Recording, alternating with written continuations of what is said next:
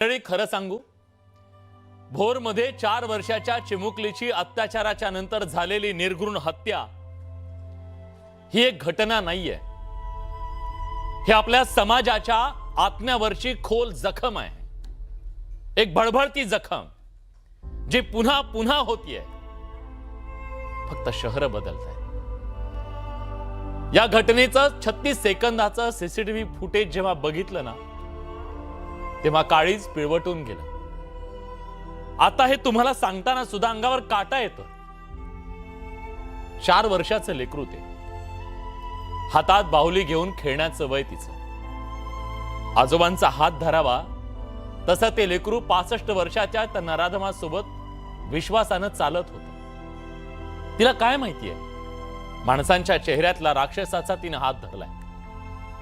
त्या नराधमानं तिला गोठ्यात नेलं आणि आपल्या वासनेची शिकार बनवलं.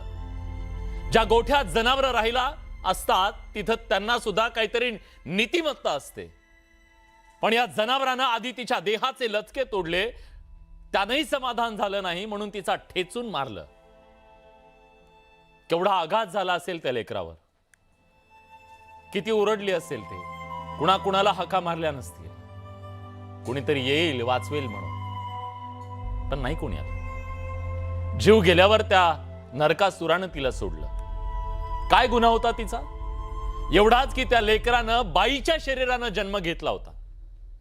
आज त्या लेकराच्या आईचा आक्रोश फक्त तिचा एकटीचा नाहीये, तो प्रत्येक घरातल्या आईचा आहे. प्रत्येक बापाच्या छातीत धडधडणाऱ्या त्या भीतीचा आहे. याआधी त्या नराधमानं एकीला आपल्या वासनेचं शिकार बनवलं, जेलमध्ये डांबलं. पण पॅरोल नावाच्या मानवतेनं जेलमधून डांबलेलं हे जनावर व्यवस्थेनं बाहेर काढलं. बाहेर आल्यावर पुन्हा त्यानं तेच केलं.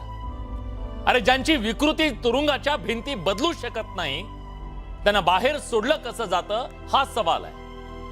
पॅरोल हा शब्द तुमच्या कागदावरची माणुसकी असेल कदाचित, पण ज्यानं माणुसकी सोडली आहे, ज्यांच्यातला माणूस मरून गेलाय, त्यांना कसली आली माणुसकी?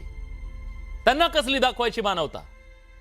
इथला कायदा नराधमांच्या मनात धाक निर्माण करू शकत नाही. कसा करेल तुम्हीच सांगा. जिथं बलात्कारी नराधम राजकीय फायद्यासाठी पॅरोलवर सोडले जातात, जिथं अनेक मुलींच्या शरीराचा घास घेणारा गुरमीत राम रहीम 8 वर्षाच्या कालावधीत एकूण 405 दिवस तुरुंगाच्या बाहेर राहतो. स्वयंघोषित आध्यात्मिक गुरु आसाराम जेलमधून पॅरोलवर 2 वेळा बाहेर येतो. 2 वेळा त्याला वैद्यकीय जामीन मिळतो. हत्येच्या गुन्ह्यात जेलमध्ये असलेला सांगलीतला संजय माने पॅरोलवर येतो. बाहेर आल्यावर 15 वर्षाच्या अल्पवयीन मुलीवर पुन्हा अत्याचार करतो. गुन्हेगार कायद्याच्या पळवाटा शोधून जेलमधून बाहेर येण्याचे सगळे प्रयत्न तो अवलंबतो. आणि त्याला जेव्हा कळतं ना आपण येऊ शकतो बाहेर, हे बघितल्यावर सांगा ना, कशाला कुणाला कायद्याचा धाक राहिलो? आम्ही ओरडून, तुम्ही मेणबत्त्या पेटवून, 2 अश्रू ढाळून, सोशल मीडियावर संतापाच्या 4 पोस्ट टाकून गेलेलं त्या आई बापाचं लेकरू परत येऊ शकणार नाही हे माहिती आहे. तुम्ही म्हणाल 2 दिवस तुम्ही चर्चा कराल, पुन्हा सोडून उद्याचा विषय येईल. पण तरीही उद्याचा बळी रोखला जावा म्हणून आपल्याला ओरडावं लागेल. व्यवस्थेला सवाल विचारावा लागेल. हा आक्रोश न्याय व्यवस्थेच्या, कायदे बनवणाऱ्यांच्या, त्याची अंमलबजावणी करणाऱ्यांच्या बधीर कानांवरती आघात करावा लागेल. त्यासाठी ओरडावं तर लागेल ना. पण बाळा, खरंच आम्हाला माफ कर. या कायद्याच्या राज्यात आम्ही तुला वाचवू शकलो नाही. आज त्या आईचा आक्रोश, त्या नातेवाईकांचा आक्रोश महाराष्ट्राचं काळीज पिळवटून टाकतो.